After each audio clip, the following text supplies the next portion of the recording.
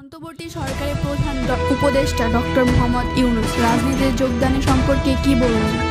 16 August 2025 আজ দেশ রূপান্তর অনলাইনে ও অন্যান্য গণমাধ্যম প্রকাশিত এক সাক্ষাৎকারে অন্তর্বর্তী সরকারের প্রধান উপদেষ্টা অধ্যাপক ডক্টর মোহাম্মদ ইউনূস স্পষ্টভাবে জানিয়েছেন যে তিনি সক্রিয় রাজনীতিতে যুক্ত হওয়ার বা নির্বাচনে প্রার্থী হওয়ার কোনো ইচ্ছা রাখেন না।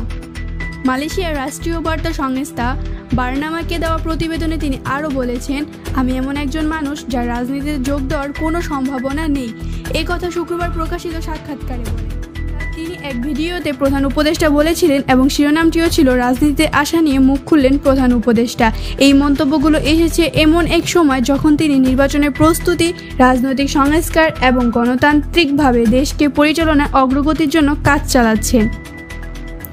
অবশেষে বলা যায়, ডক্টর মোহাম্মদ ইউনূস স্পষ্টভাবে জানিয়েছেন তিনি রাজনীতিতে সক্রিয়ভাবে যুক্ত হতে চান না এবং নির্বাচনে প্রার্থী হবেন না।